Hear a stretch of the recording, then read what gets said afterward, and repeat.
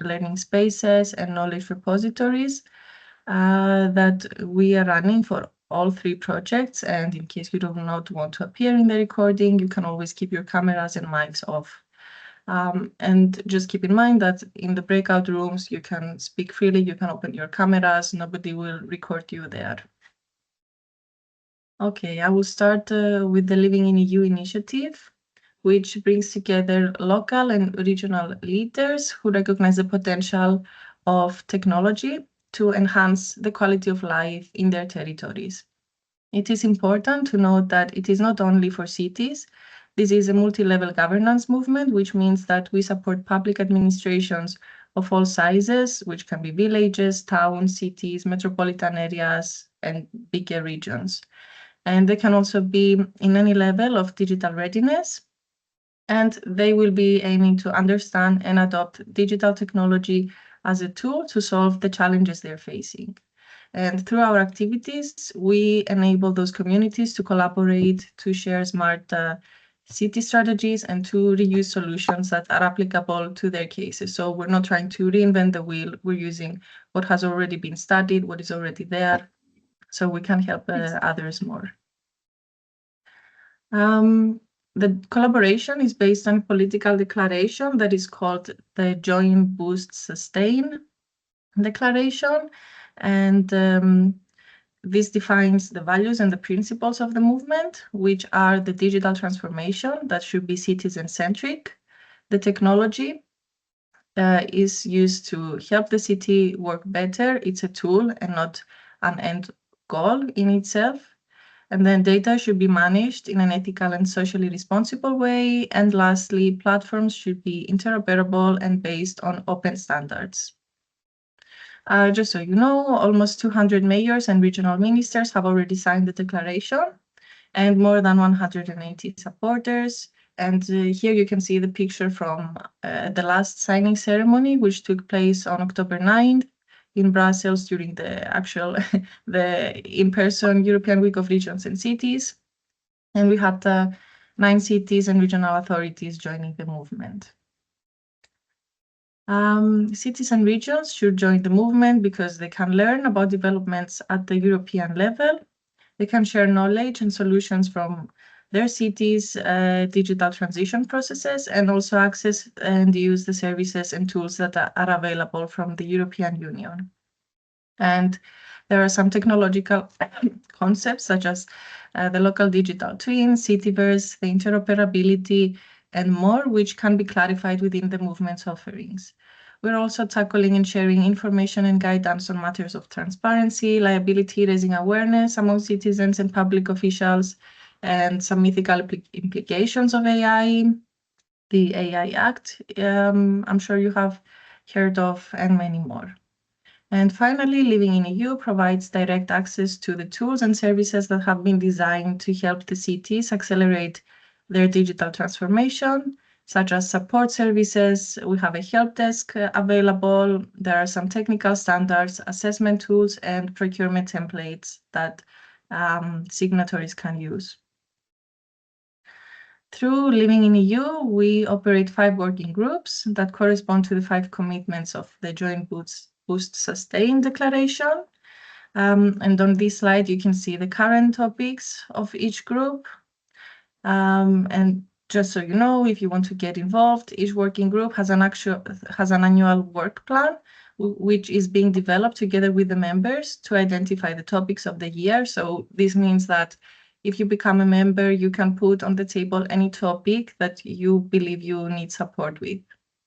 And this is something that we can help you with. Then, among other activities that fall under the capacity building program, which is led by ENOL, we're now in the process of uploading material on the knowledge base, which we have identified previously that to meet the needs of our stakeholders. So make sure to check this one out. And results from our meeting now and also other events will be added to this knowledge base. As I mentioned earlier, we're recording for this to be added there as well. Just keep in mind that this is currently a work in process, and we expect to finish the first part of populating the base within the next month. If you wish to join the movement as a public authority, here is the procedure. And I would also like to mention that if you're any type of organization apart from a city, village, any kind of regional authority, you can be an NGO, you can be a private company, university, and still sign the declaration and support the movement. But you will not be a signatory, you will be a supporter in that case. And also, individuals can benefit from events and the working groups by registering to them as well. So keep an eye on the social media, and also you can register in the working groups, as I mentioned earlier. So join us, and we move on forward to the Community project. The Community project, it has an overall objective to fund 100 pilot programs which utilize technology-based solutions and co-creation methodologies that aim to improve everyday lives of marginalized or vulnerable communities. This is achieved through 3 rounds of open calls, 2 of which have already finished.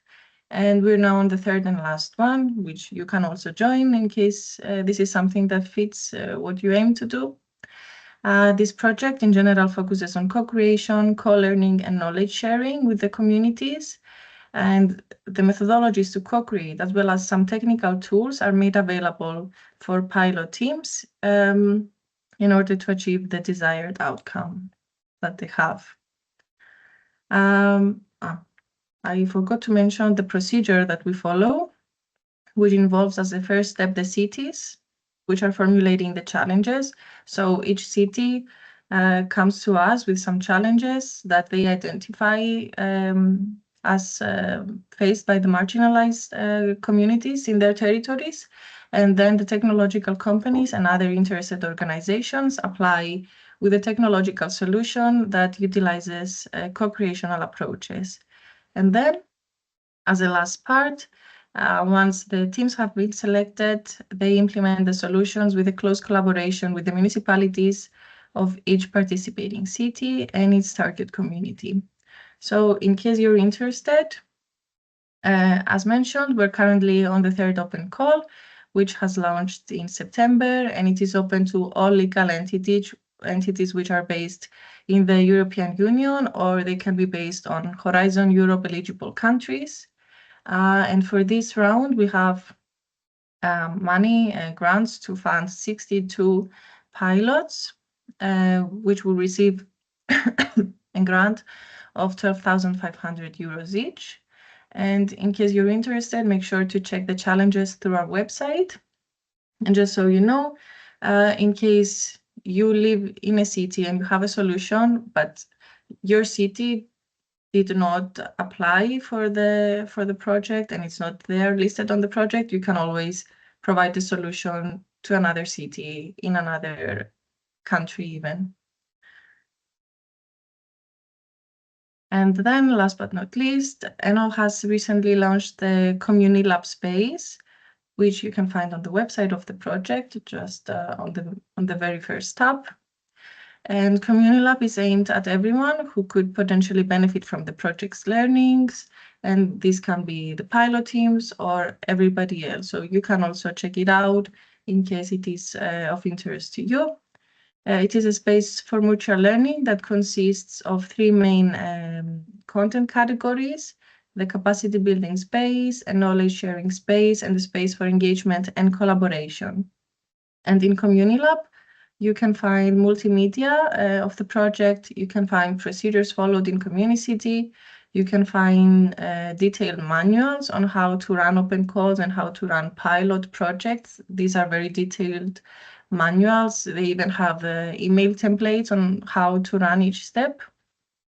You can learn how to engage with other relevant parties in these manuals and many more. And just again, keep in mind that Community Lab is continuously updated and will be updated until the end of the project in a year.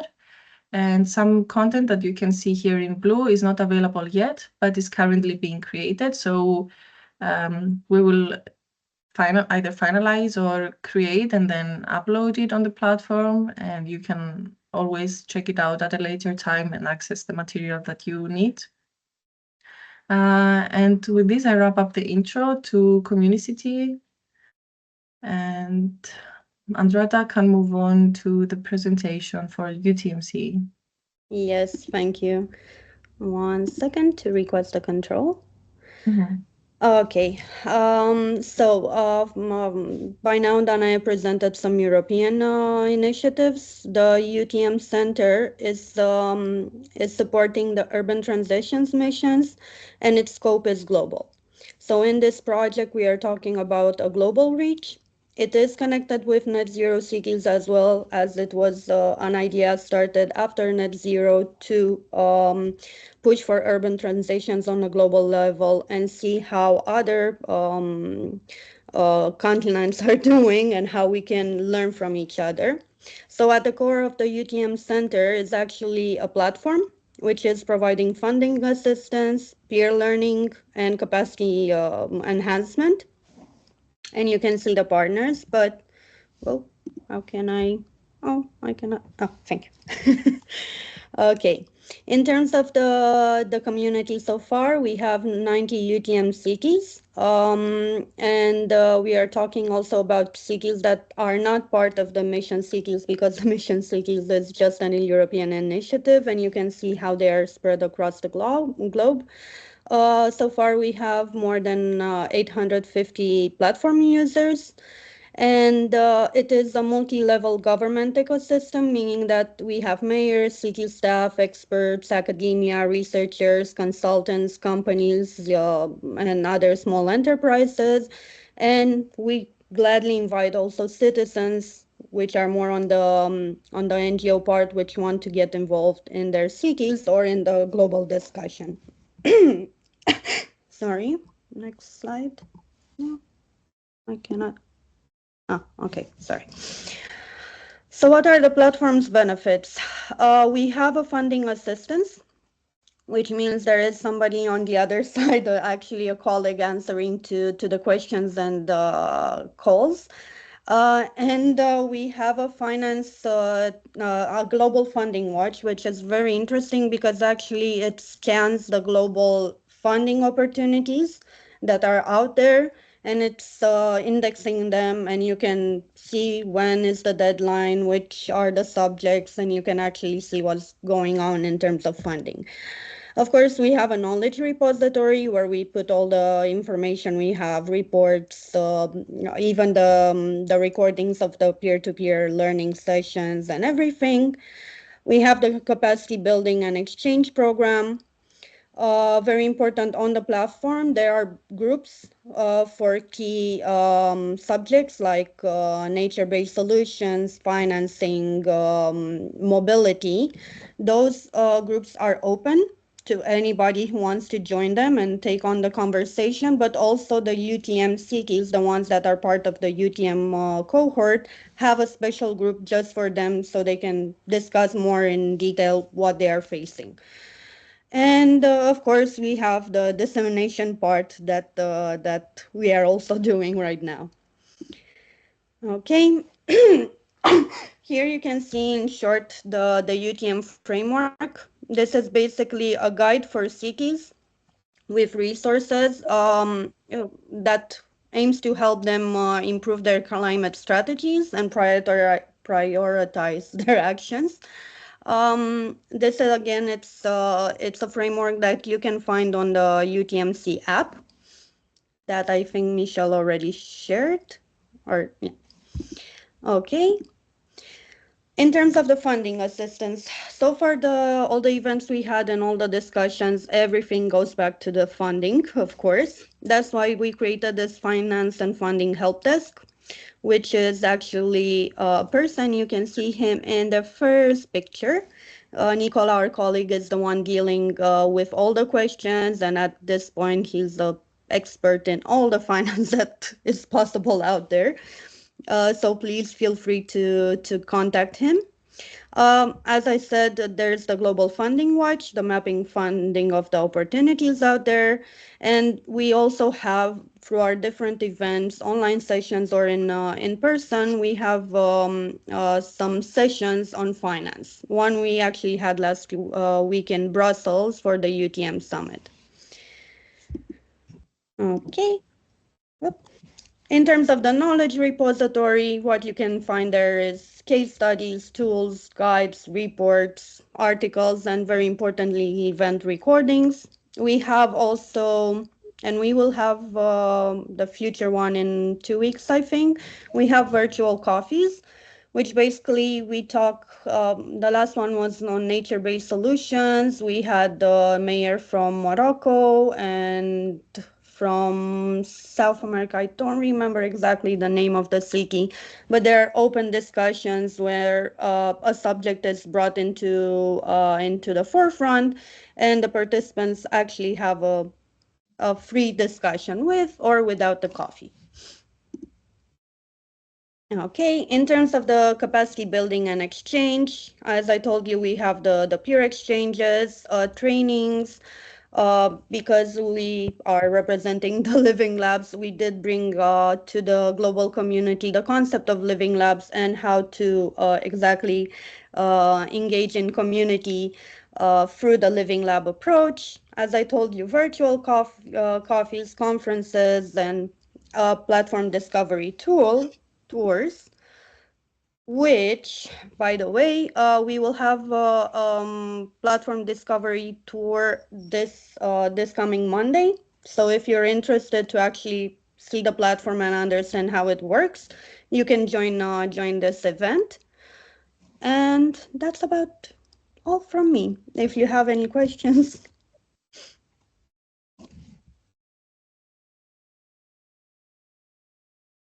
Okay, I'm stopping the control. Thank you. And in case of any questions throughout the event, even for the projects or for anything else that comes up, just let us know. It's a good opportunity since we're all here and available. Okay, so moving on to the interactive part. We have new technologies emerging all of the time in many different sectors, in food, mobility, housing, energy, and many, many more. And these get adapted and adopted by the society, which leads to new behaviors, some habits change, needs definitely change. There is some knowledge that is being spread, the values change. Some ways of producing, regulations need to adapt as well, infrastructures. The financial power distribution is changing, but many more as well. And the way that technology and society interact, even sometimes the lack of interaction for some of the populations that do not have access to technology, and how one affects the other, creates this socio-technical system that we all live in. And we want to understand firstly how you perceive the hurdles of engaging the community, and then identify solutions for some of those. Later on, we will also present some that we are using in our projects. And now I will hand over to Michelle, who will explain the process. Michelle, I think just two breakout rooms would be enough. Okay. Mm-hmm. Should Or should I share the screen with a mirror? Or I believe yes. Okay. Yes, please.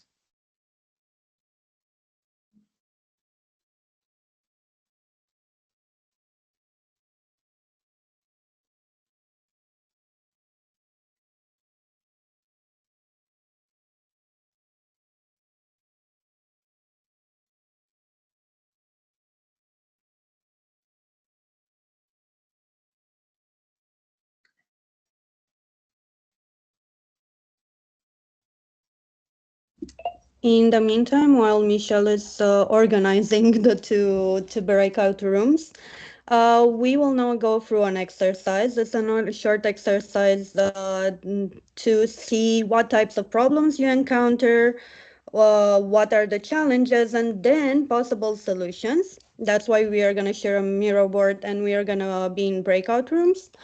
So there will be 3 parts, I know 4. Identification of the challenges, where we will discuss in the breakout rooms for 20 minutes. Then we have a ranking. We will need each to give 2, we have 2 votes out of all the options that people put there.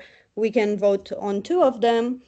And depending on how many we have for each, then we come up with possible solutions. What you think of, what you encountered, stuff like that. And then we can have a debrief for saying what happened in each of the breakout rooms and see what are the results.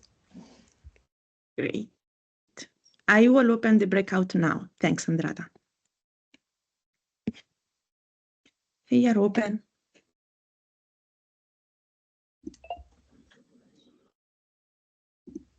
Okay. Okay, people is going.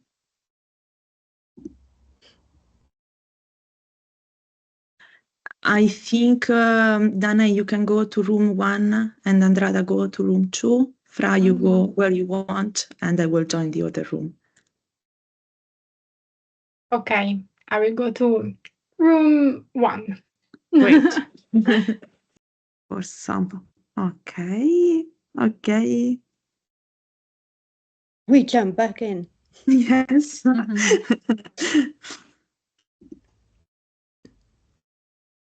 Francesca. Yes, I don't know where is Fra, but She's lost in one of the rooms. She's coming. Okay. So, how was it? How was it for you? For us on our side, we were just having a very interesting discussion in the end about profit and social profit and the incentives that citizens should receive for them to get more engaged. Especially, and that was before Michelle took us out of the room, especially when we talk about disadvantaged citizens. The need for a real monetary incentive, but also reconsidering how profit, especially from the technological point of view, how do you perceive profit? And are we talking about monetary profit? Are we talking about social, environmental profit? So somehow that was the where we were left out of a very beautiful discussion. We didn't really do our homework in terms of putting too much information, but I think the discussion was what we needed. Ladies, if you want to add something, please do.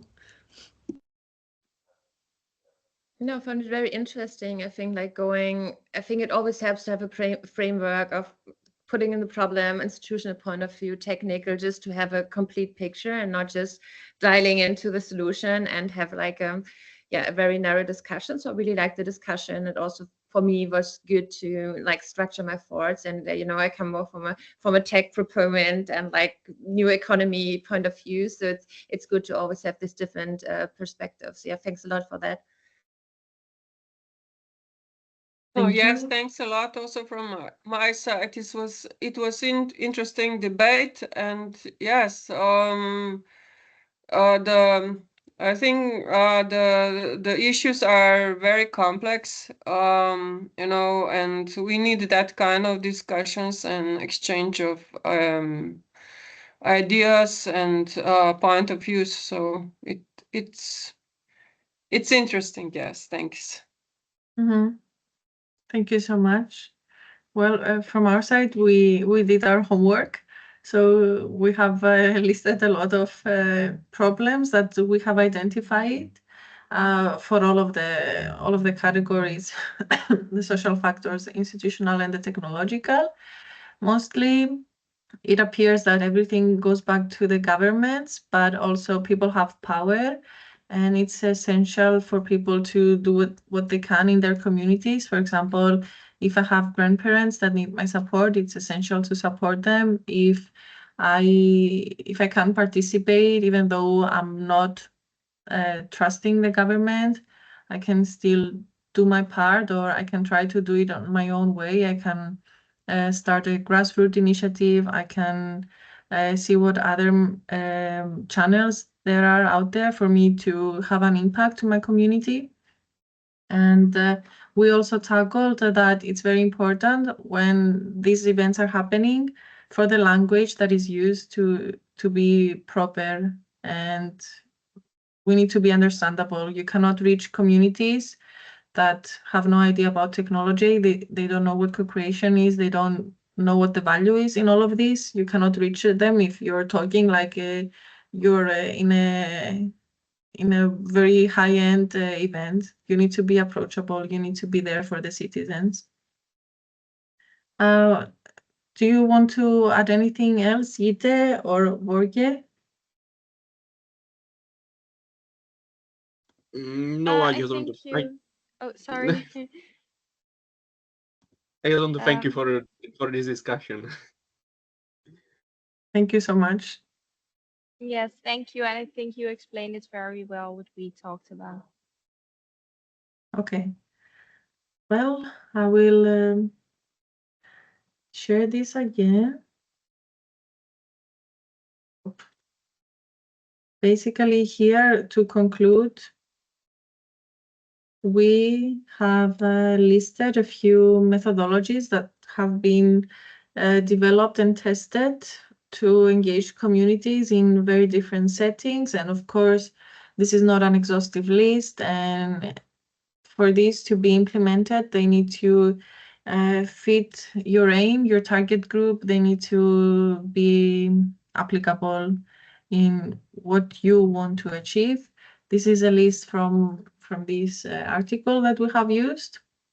And as the European Network of Living Labs, we're giving special focus on the Living Lab methodology in our initiatives, and it would be nice. You can find the information in our pages that we shared earlier, and we will share again at the very end.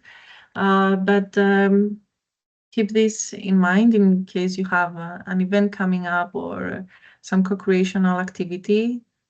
And since we are the 3 city projects from ENOL here, we want to mention that we have this working group that has just launched last month within ENOL, and it's the DUST Urban Innovation Working Group, that it's the Digital Urban Systems and Solutions for Transition Urban Innovation Working Group. It's a long name, but we like it for some reason. It's led by the Brainport Eindhoven and the city of Torino.